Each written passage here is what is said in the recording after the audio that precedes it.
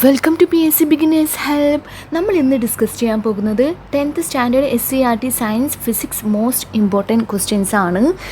ഈയിടെയായി PSC ചോദിക്കുന്നത് SCERT ബുക്സിലെ questions ആണ്. അതുകൊണ്ട് SCERT കണ്ടൻറ്റിൻ്റെ പ്രാധാന്യം ഞാൻ പറയാതെ തന്നെ നിങ്ങൾക്ക് എല്ലാവർക്കും അറിയാം. ഓക്കെ, നമുക്ക് ക്വസ്റ്റ്യൻസിലോട്ടേക്ക് കിടക്കാം. നമ്മൾ ഇന്ന് ഡിസ്കസ് ചെയ്യാൻ പോകുന്നത് എഫക്ട്സ് ഓഫ് കറണ്ട്, വൈദ്യുത പ്രവാഹത്തിൻ്റെ ഫലങ്ങൾ എന്ന ചാപ്റ്ററിലെ ക്വസ്റ്റ്യൻസ് ആണ്. ഇത് ഫസ്റ്റ് ചാപ്റ്റർ ആണ്. Okay, question: state law of conservation of energy. ഊർജ സംരക്ഷണ നിയമം എന്ത്? ഞാൻ മലയാളത്തിലും പറയാം ഇംഗ്ലീഷിലും പറയാം, അതാണ് നല്ലത്. ചിലർക്ക് മലയാളമായിരിക്കും ഇഷ്ടം, ചിലർക്ക് ഇംഗ്ലീഷ് ആയിരിക്കും ഇഷ്ടം, അതുകൊണ്ട് ഞാൻ രണ്ടും യൂസ് ചെയ്യാം. Okay, first question: state law of conservation of energy. Energy can neither be created nor destroyed. It can only be converted from one form to another. ഊർജ സംരക്ഷണ നിയമം പറയുന്നത് ഊർജത്തെ നിർമ്മിക്കാനോ നശിപ്പിക്കാനോ കഴിയില്ല, ഒരു രൂപത്തിൽ നിന്ന് മറ്റൊരു രൂപത്തിലേക്ക് മാറ്റാൻ മാത്രമേ കഴിയൂ എന്നാണ് ഊർജ സംരക്ഷണ നിയമം പറയുന്നത്. അതിന് എക്സാമ്പിൾ, നിങ്ങൾ ഒരു നിക്രോം വയർ ഒരു സർക്യൂട്ടിൽ കണക്ട് ചെയ്യാണ്. ഓക്കെ, എന്നിട്ട് വൈദ്യുതി പ്രവഹിപ്പിക്കുകയാണ്. കുറച്ച് കഴിയുമ്പോൾ ആ നിക്രോം വയർ തൊട്ട് നോക്കിയാൽ ആ നിക്രോം വയർ തൊടേണ്ട ആവശ്യം തന്നെ ഇല്ല. ആ നിക്രോം വയർ കുറച്ച് ടൈം കഴിഞ്ഞാൽ റെഡ് കളറായിട്ടുണ്ടാവും, ചുട്ട് പഴുത്തിട്ടുണ്ടാവും. കാരണം എന്താ? കാരണം നമ്മൾ പ്രവഹിപ്പിച്ച വൈദ്യുതി എന്തായി? ആ വൈദ്യുതി മാറിയിട്ട് അവിടെ ഹീറ്റ് എനർജി ആയി, ഇലക്ട്രിക്കൽ എനർജി കൺവേർട്ട് ചെയ്ത് എന്തായി?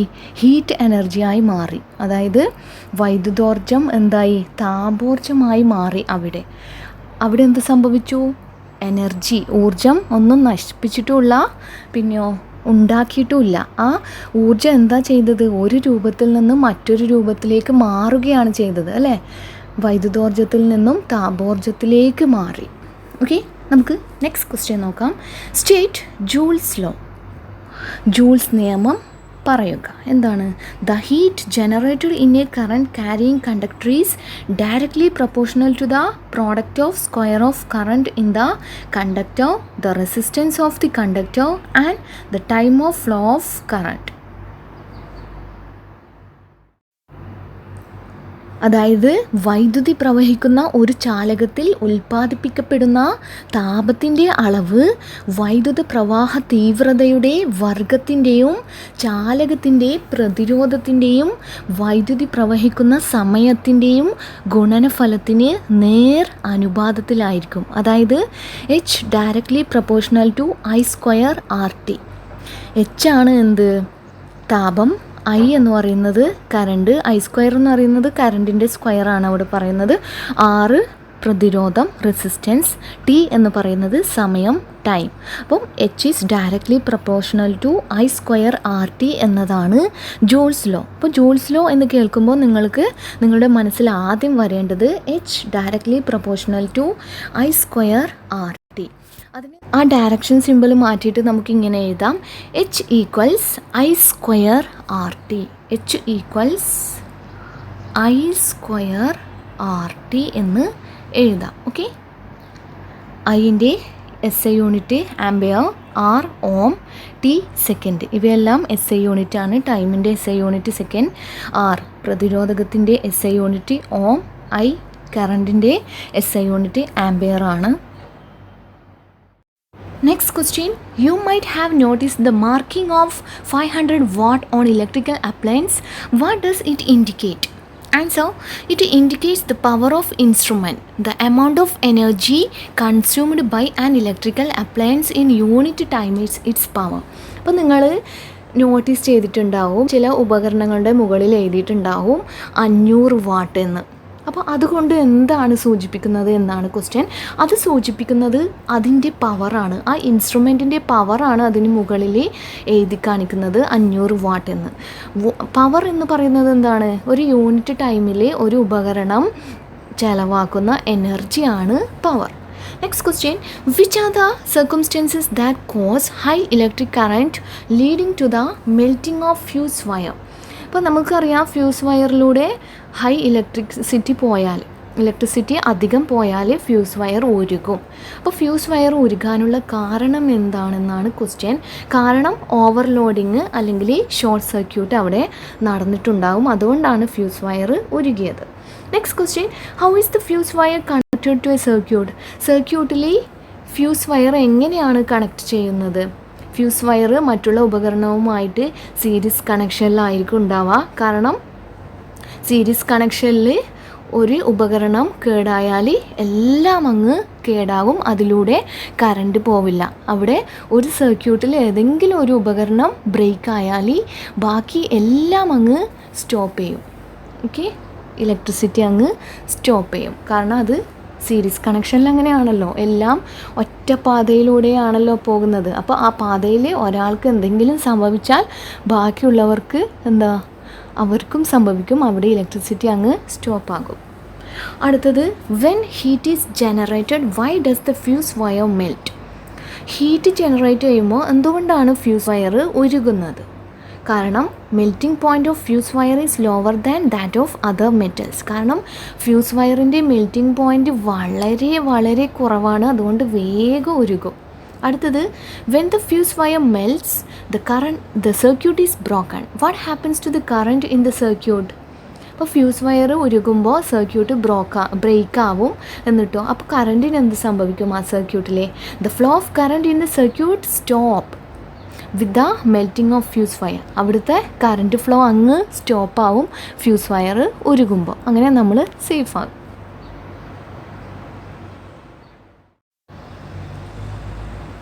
Next question, why we call fuse as safety fuse?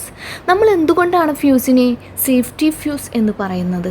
Answer, the current in the circuit may increase due to reasons such as short circuit, overload, excess flow of current, or any problems in the insulation. As the higher temperature produced in the circuit due to this reason makes the fuse wire to melt and the flow of current stops. Thus the circuit and appliances are protected. ഇതിൽ പറയുന്നത്, ഒരു സർക്യൂട്ടിലൂടെ അമിത വൈദ്യുത പ്രവാഹം ഉണ്ടാകുന്നത് മൂലമുള്ള അപകടങ്ങളിൽ നിന്ന് നമ്മയും ഉപകരണങ്ങളെയും സംരക്ഷിക്കാനുള്ള സംവിധാനമാണ് ഈ സുരക്ഷാ വയർ. കാരണം ഒരു സർക്യൂട്ടിൽ ബന്ധിപ്പിച്ചിരിക്കുന്ന ഫ്യൂസിലൂടെ വൈദ്യുതി പ്രവഹിക്കുന്ന സമയം മുഴുവനും ഫ്യൂസ് വയറിൽ ചെറിയ തോതിൽ താപം ഉൽപ്പാദിപ്പിക്കപ്പെടുന്നുണ്ട്. ഓക്കെ, ഈ താപം ചുറ്റുപാടുകളിലേക്ക് പ്രേക്ഷണം ചെയ്തു പോകുന്നു. സർക്യൂട്ടിൽ അനുവദനീയമായതിനേക്കാളും കൂടുതൽ കറണ്ട് ഒഴുകുമ്പോൾ ക്രമത്തിലധികം താപമുണ്ടാകുന്നു. അപ്പോൾ പ്രേഷണം വഴി നഷ്ടപ്പെട്ടു പോകുന്നതിനേക്കാളും കൂടുതൽ താപം യൂണിറ്റ് സമയത്തിൽ ഉൽപ്പാദിപ്പിക്കപ്പെടുന്നതിനാൽ ഫ്യൂസ് വയർ അങ്ങ് ഒഴുകുന്നു. അങ്ങനെ നമ്മളെ അത് സംരക്ഷിക്കുന്നു, നമ്മുടെ ഉപകരണങ്ങളെയും അത് സംരക്ഷിക്കുന്നു. Next question, define gauge. Gauge is the reciprocal of the diameter of a conductor. As the gauge increases, the thickness of the conductor decreases and hence the amperage also decreases. എന്താണ് ഗേജ് എന്നാണ് question. ചാലക കമ്പിയുടെ വ്യാസത്തിൻ്റെ വ്യുൽക്രമമാണ് gauge. ചാലക കമ്പിയുടെ വ്യാസത്തിൻ്റെ വ്യുൽക്രമമാണ് gauge. അതായത് ചാലക കമ്പിയുടെ ഡയമീറ്ററിൻ്റെ റെസിപ്രോക്കലാണ് gauge. അതിനാൽ gauge കൂടുന്നതിനനുസരിച്ച് ചാലകത്തിൻ്റെ കനം കുറയും, ആംബറേജ് കുറയുകയും ചെയ്യും. അപ്പോൾ പിന്നെ എന്താണ് ആംബറേജ്? നെക്സ്റ്റ് ക്വസ്റ്റ്യൻ അതാണ്, define amperage. It is the ratio of the power of an equipment to the voltage applied. Amperage increases with the thickness of the conductor. അപ്പോൾ എന്താണ് ആംബറേജ്? ഒരു ഉപകരണത്തിൻ്റെ പവറും അതിൽ നൽകുന്ന വോൾട്ടേജും തമ്മിലുള്ള അനുപാതമാണ് ആംബറേജ്. ആംബറേജ് എന്ന് പറയുന്നത് ഒരു ഉപകരണത്തിൻ്റെ പവറും അതിൽ നൽകുന്ന വോൾട്ടേജും തമ്മിലുള്ള അനുപാതമാണ് amperage. Amperage increases with the thickness of conductor. കണ്ടക്ടറിൻ്റെ തിക്നെസ് കൂടുന്നതിനനുസരിച്ച് ആംബറേജും കൂടും. മനസ്സിലായോ? നമുക്കിനി കുറച്ച് ഡിവൈസസും അതിൻ്റെ യൂസസും എനർജി ചേഞ്ചസും ഒക്കെ പഠിക്കാം. ഇത് ഇമ്പോർട്ടൻ്റ് ആണ്. ഇലക്ട്രിക് ബൾബിൻ്റെ യൂസ് എല്ലാവർക്കും അറിയാം. To get light, energy change, electrical energy to light energy. അവിടെ വൈദ്യുതോർജ്ജം പ്രകാശോർജ്ജമായിട്ടാണ് മാറുന്നത്. അതെല്ലാവർക്കും അറിയാം, പഠിക്കേണ്ട ആവശ്യമൊന്നുമില്ല. അടുത്തത് induction cooker, to get heat. Energy change എന്ന് പറയുന്നത് electrical energy to light energy. വൈദ്യുതോർജ്ജം പ്രകാശോർജ്ജമായിട്ടാണ് അവിടെ മാറുന്നത്. അത് നിങ്ങൾ പഠിക്കണം, ഓർത്ത് വെക്കണം. Induction cooker. അടുത്തത് സ്റ്റോറേജ് ബാറ്ററി വൈൽ ചാർജിങ് ചെയ്യുമ്പോൾ. ടു സ്റ്റോർ കറണ്ട്, ചാർജ് ചെയ്യുന്നത് എല്ലാവർക്കും അറിയാം, എന്തിനാ? കറണ്ട് സ്റ്റോർ ചെയ്യാൻ. അപ്പോൾ എനർജി ചേഞ്ച് അവിടെ എന്താണ് നടക്കുന്നത്? Electrical energy to chemical energy. അത് ഇമ്പോർട്ടൻ്റ് ആണ്. Storage battery while charging important ആണ്. ചാർജിങ് ചെയ്യുമ്പോഴാണ് ഇലക്ട്രിക്കൽ എനർജിയിൽ നിന്നും കെമിക്കൽ എനർജിയിലേക്ക് മാറുന്നത്. അതായത് വൈദ്യുതോർജ്ജം കെമിക്കൽ ഊർജ്ജമായിട്ട് മാറുന്നുണ്ട്. അത് ഇമ്പോർട്ടൻ്റ് ആണ് കേട്ടോ. അടുത്തത് electric fan to get breeze. അതെല്ലാവർക്കും അറിയാം. ഇലക്ട്രിക്കൽ എനർജി മെക്കാനിക്കൽ എനർജി ആയിട്ടാണ് അവിടെ മാറുന്നത്. വൈദ്യുതോർജ്ജം യാന്ത്രികോർജ്ജമായിട്ട് മാറുന്നു അല്ലേ. അടുത്തത് microwave oven to get heat. അവിടെ ഇലക്ട്രിക്കൽ എനർജി ടു ഹീറ്റ് എനർജിയാണ് മാറുന്നത് അല്ലേ. വൈദ്യുതോർജ്ജത്തിൽ നിന്നും താപോർജ്ജത്തിലേക്കാണ് അവിടെ കൺവേർഷൻ നടക്കുന്നത്. അത് നിങ്ങൾ ഓർത്ത് വെക്കണം. Okay. Microwave oven electrical energy to heat energy. അടുത്തത് ഇൻവെർട്ടർ വൈൽ ചാർജിങ്. അത് ഇമ്പോർട്ടൻ്റ് ആണ്. Convert AC to DC. AC യെ DC ആക്കാനാണ് ഇൻവെർട്ടർ യൂസ് ചെയ്യുന്നത്. അതും വൈൽ ചാർജിങ്. അവിടെ എനർജി കൺവേർഷൻ എന്ന് പറയുന്നത് electrical energy to chemical energy. Electrical എനർജിയിൽ നിന്നും കെമിക്കൽ എനർജിയിലേക്കാണ് മാറുന്നത്. ഈ ചാർജിങ് ഒക്കെയും അതാണ്. എന്താ ചാർജ് ചെയ്യുന്നത്? എന്തിനാ? നമ്മൾ ഇലക്ട്രിക്കൽ എനർജി നേടാനാണ് അല്ലേ. ആ ഇലക്ട്രിക്കൽ എനർജി നേടിയിട്ട് അതെന്തായി മാറ്റുന്നു? കെമിക്കൽ എനർജി ആയിട്ട് മാറ്റുന്നു. അത് ഓർത്താൽ മതി. While charging. ഇവിടെയും വൈൽ ചാർജിങ്ങും സെയിം ആൻസറാണ്. Electrical energy to chemical energy. ഇവിടെയും while charging inverter electrical energy to chemical energy ആണ്. അടുത്തത് ഇൻവെർട്ടർ വൈൽ ഡിസ്ചാർജിങ് വരുമ്പോൾ നേരെ ഓപ്പോസിറ്റ്. വൈൽ ചാർജിങ്ങിൻ്റെ ഓപ്പോസിറ്റ് ആയിരിക്കും ഡിസ്ചാർജിങ്. മനസ്സിലായല്ലോ. ചാർജിങ്ങിൻ്റെ ഓപ്പോസിറ്റാണ് ഡിസ്ചാർജിങ് വരിക. Convert DC to AC. DC AC ആക്കാനാണ്. പിന്നെയോ കെമിക്കൽ എനർജി ടു ഇലക്ട്രിക്കൽ എനർജിയാണ് അവിടെ നടക്കുന്നത്. Chemical energy to electrical energy. അത് ചാർജിങ്ങിൻ്റെ നേരെ ഓപ്പോസിറ്റ് ആണെന്ന് ഓർത്താൽ മതി. ചാർജിങ് ആണ് electrical energy to chemical energy ആയിട്ട് മാറുന്നത്. ഇലക്ട്രിക്കൽ എനർജിയിൽ നിന്നും കെമിക്കൽ എനർജിയിലേക്ക് മാറുന്നു. Next question. Name the part in electric heater in which electrical energy changes into heat energy. Electric ഹീറ്ററിൽ ഹീറ്റായിട്ട് മാറുന്ന ആ ഭാഗം ഏതാണ് എന്നാണ് ക്വസ്റ്റ്യൻ. ആ ഭാഗമാണ് heating coil. Next question. Which material is used to make this part. Heating coil നിർമ്മിക്കാൻ ഉപയോഗിക്കുന്ന മെറ്റീരിയൽ ഏത്? അത് നിക്രോമാണ്. അടുത്തത് nichrome is an alloy of dash. Nichrome എന്നത് ഏതിൻ്റെ ലോഹസങ്കരമാണ്? നിക്രോം എന്ന് പറയുന്നത് നിക്കൽ, ക്രോമിയം, അയേൺ എന്നീ ലോഹങ്ങളുടെ സങ്കരമാണ് നിക്രോം. നിക്കൽ, ക്രോമിയം, അയേൺ എന്നീ ലോഹങ്ങളുടെ അലോയാണ് നിക്രോം. നിക്രോമിൻ്റെ ക്യാരക്ടറിസ്റ്റിക്സ് എന്തൊക്കെയാണ്? High resistivity and melting point. അടുത്തത് ability to remain red hot condition for a long time without getting oxidised. നിക്രോമിന് ഹൈ റെസിസ്റ്റിവിറ്റി ആണ്, ഹൈ മെൽറ്റിംഗ് പോയിൻ്റ് ആണ്, അതുപോലെ തന്നെ ഓക്സിഡൈസ്ഡ് ആവാതെ കുറേ നേരം റെഡ് കളറായിട്ട് റെഡ് ഹോട്ട് കണ്ടീഷനിൽ ഒരുപാട് നേരം നിൽക്കാൻ കഴിയും. അടുത്തത് thermal expansion is negligible. Next question. Why nichrome wire becomes red when the current pass through it. എന്തുകൊണ്ടാണ് നിക്രോം വയർ റെഡ് കളറാവുന്നത് അതിലൂടെ കറണ്ട് പാസ് ചെയ്യുമ്പോൾ? കാരണം due to the resistance of nichrome wire.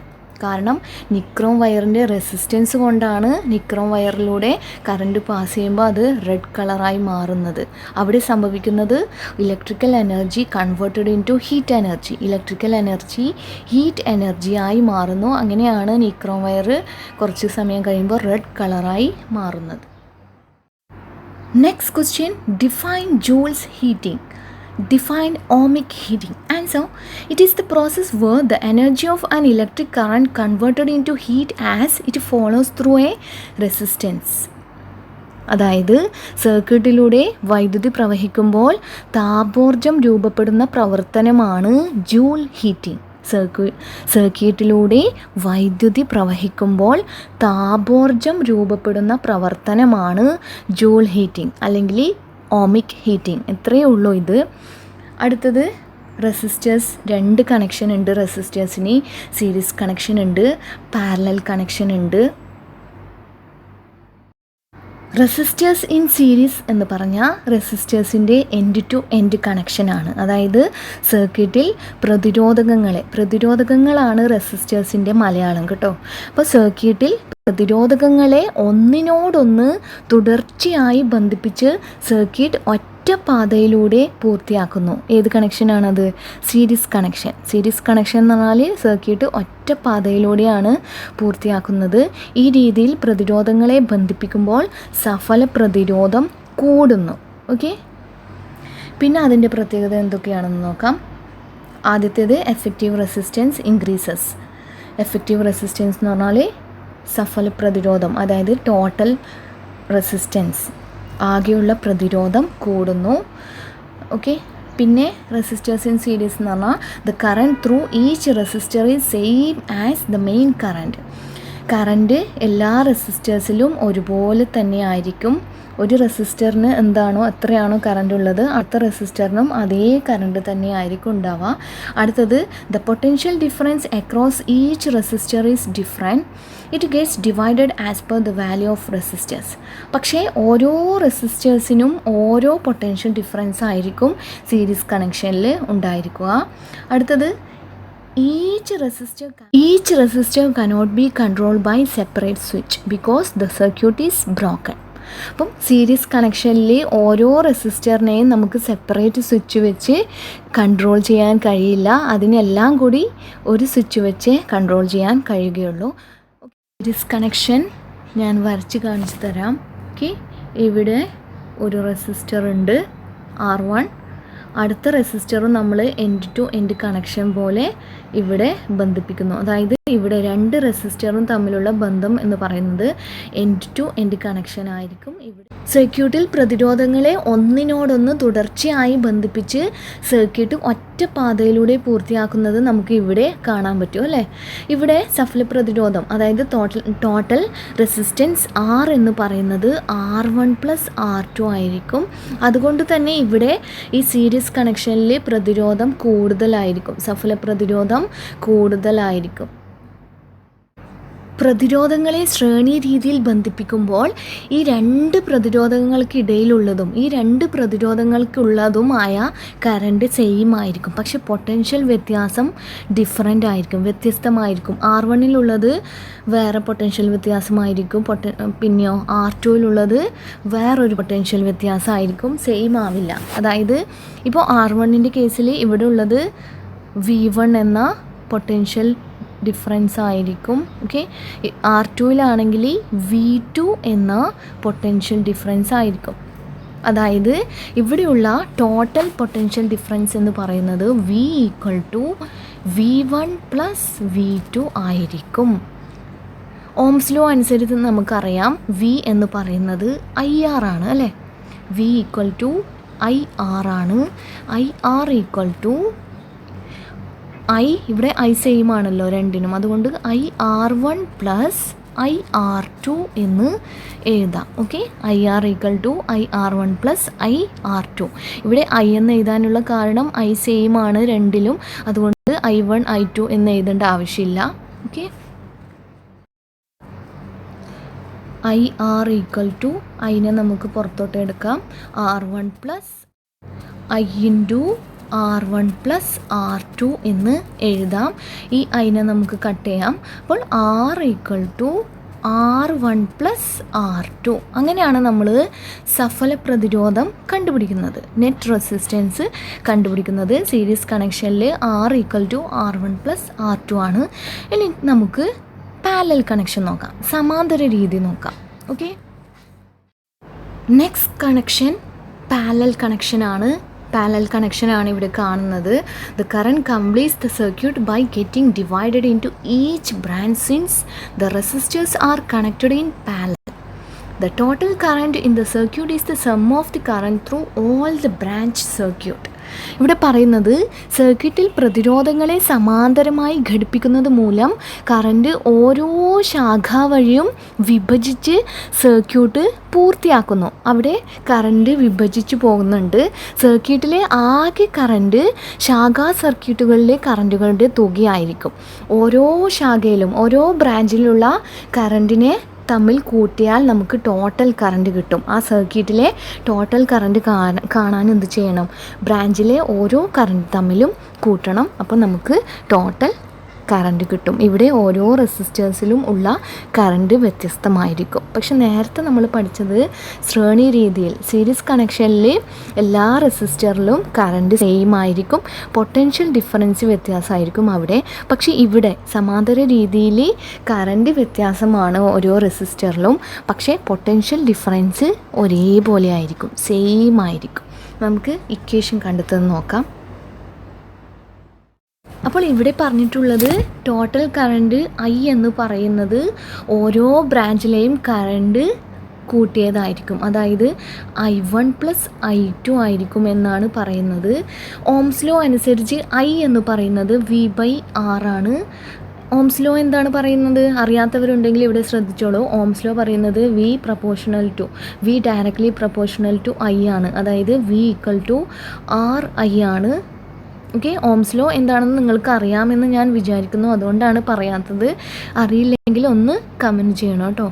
Okay, അപ്പോൾ V/R എന്ന് എഴുതി Ohm's ലോയിലൂടെ. അപ്പോൾ ഇവിടെ എന്ത് വരും?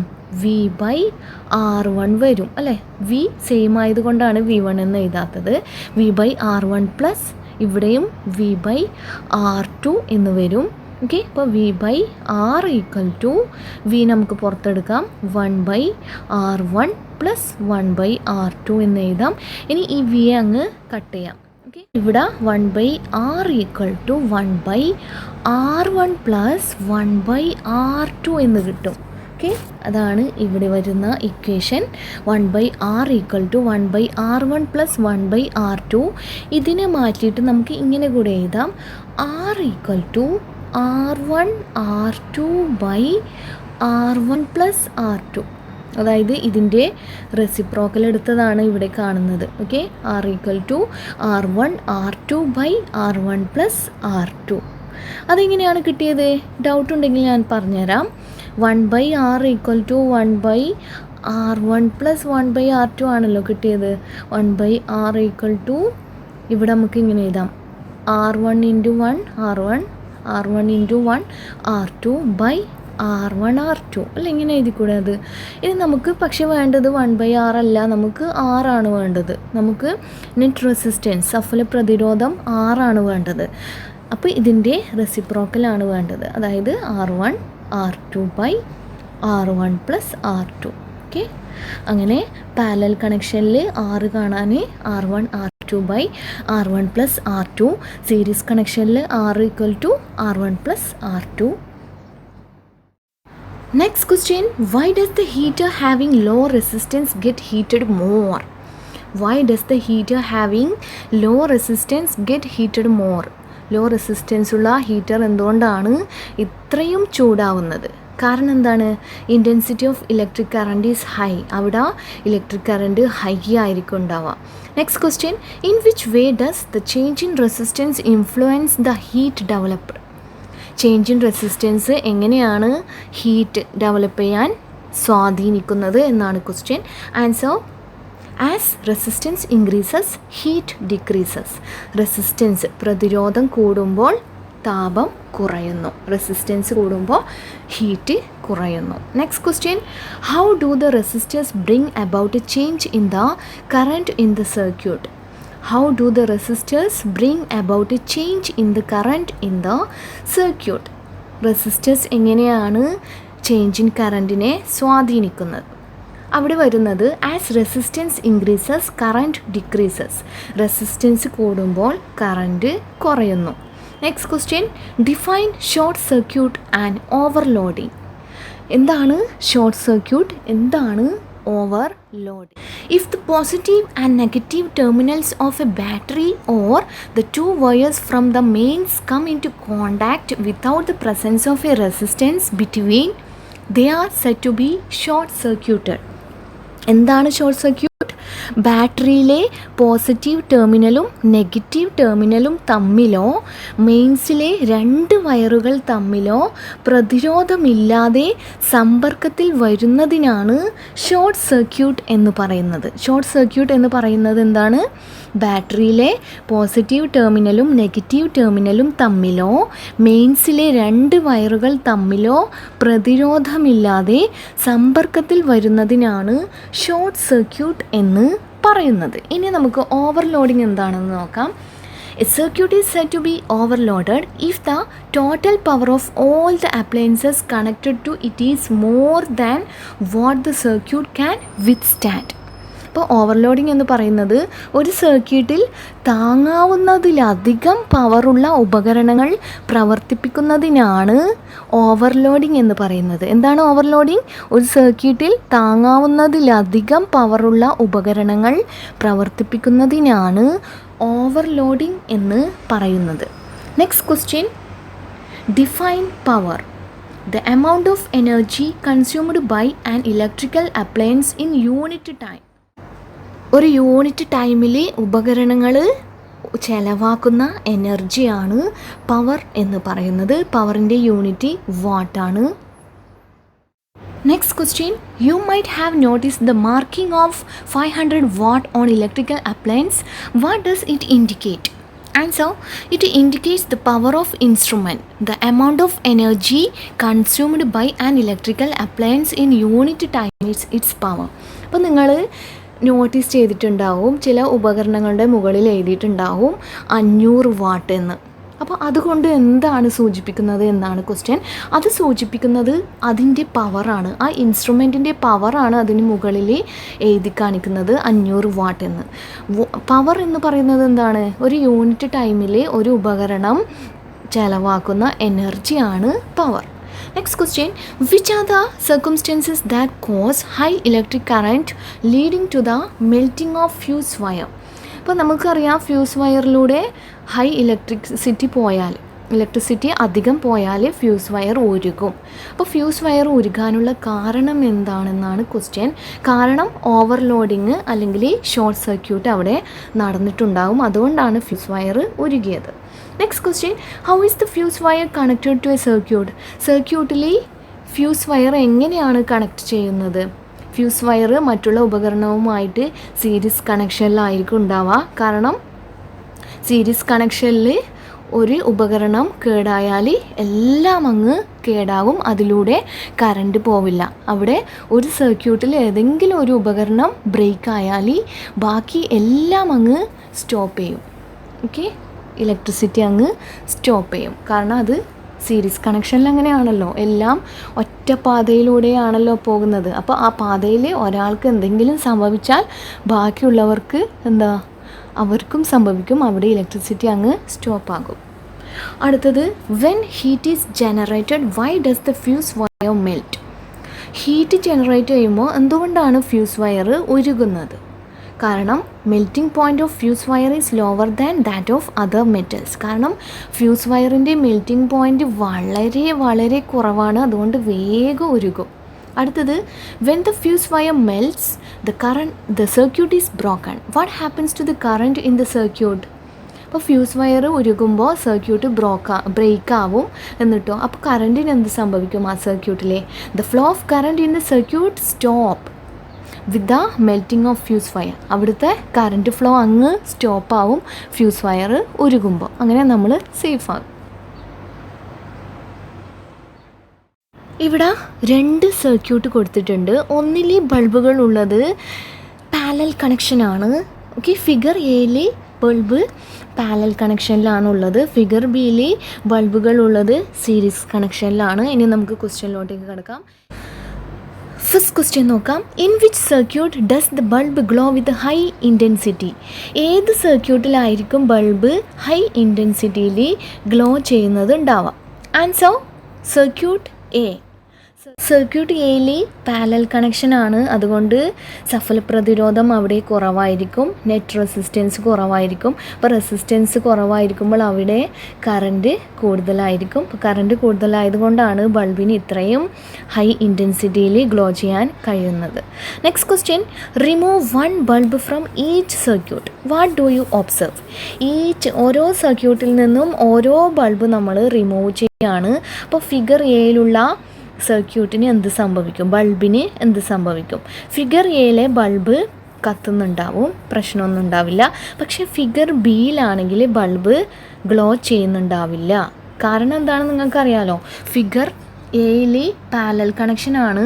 ഒരു ബൾബിന് എന്ത് സംഭവിച്ചാലും, ഒരു ബൾബ് എടുത്തു മാറ്റിയാലും അവിടെ കറണ്ട് ഫ്ലോ നടക്കും. കാരണം ഓരോ ബൾബിലേക്കും കറണ്ട് പോകുന്നത് ഓരോ ബ്രാഞ്ചിലൂടെയാണ്.